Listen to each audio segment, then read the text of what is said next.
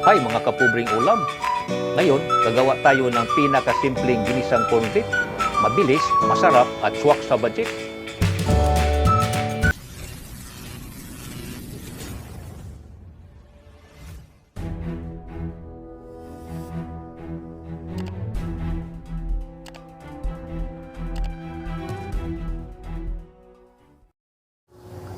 Yan mga idol, ihanda muna natin ang mga sangkap. Bawang, sibuyas, luya, patatas, saka carrots, sili at sal.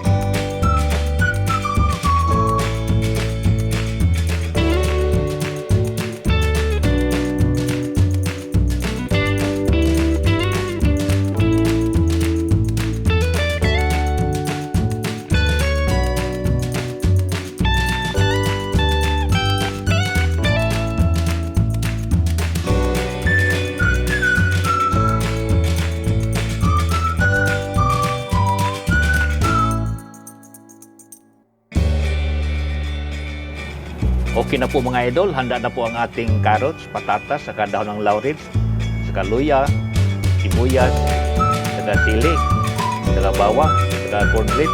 Yan po ang lulutuin natin ngayon, ginisang corned beef. Bati muna tayo ng 2 pirasong itlog mga idol. At ito po ay ihahalo natin sa ating ginisang corned beef. Gigisahin muna natin ito. Saka i-slice.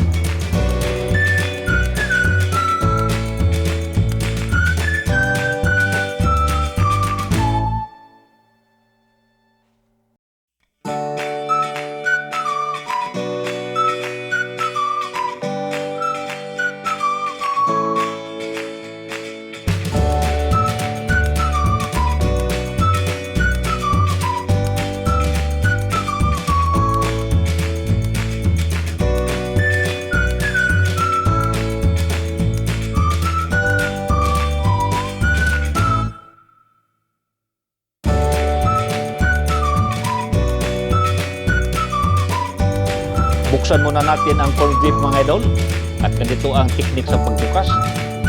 Gamitan natin ng tinidor at iligwas natin para hindi masakit sa ating daliri. So ganyan mga idol, very easy lang oh.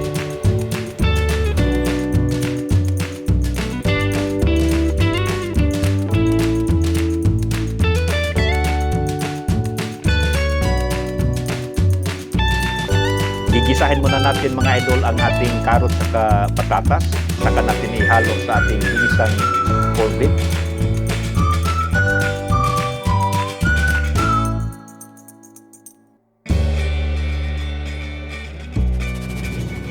Okay na mga idol ang ating carrot saka patatas. Luto na. At ngayon, lagyan natin ng kaunting asin.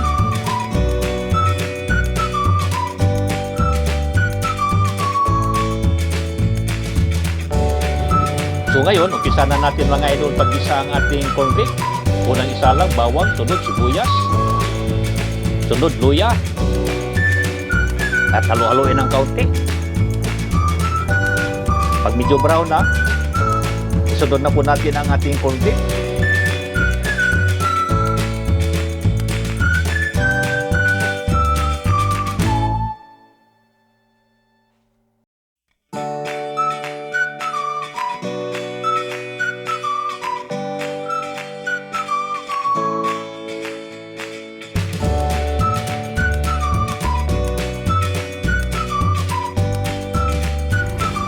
At lagyan natin ng dahon ng laurel mga idol.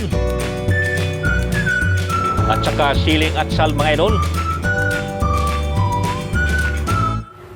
At lagyan po natin ng seasoning mga idol, ginisa mix para sa ating ginisang corned beef.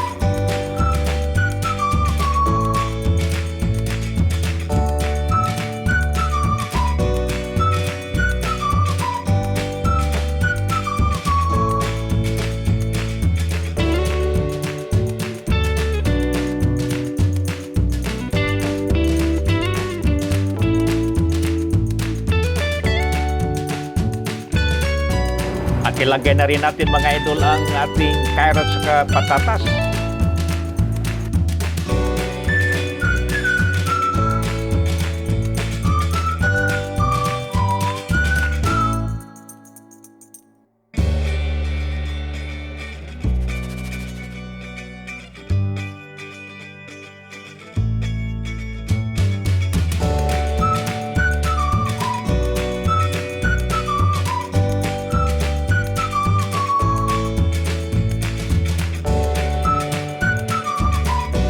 At lagyan po natin ng kaunting tubig lang mga idol.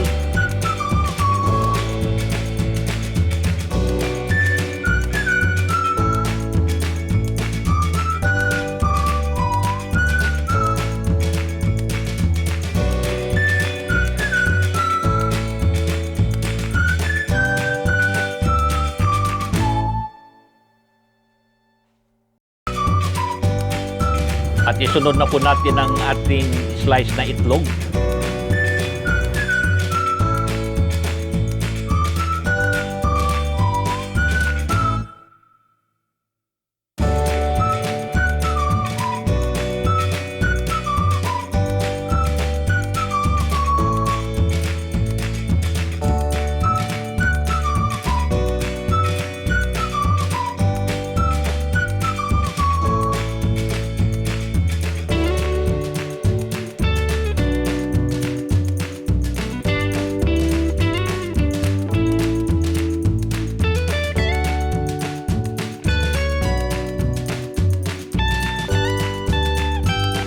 Yan o mga idol, luto na po ang ating masarap na ginisang corned beef.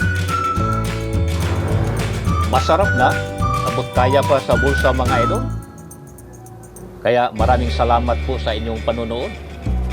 At huwag rin kalimutang i-like, mag-subscribe at i-click ang bell para sa mas marami pang quick Pinoy recipes. At tingnan din ang what's next para sa iba pang masarap na ulam mga idol.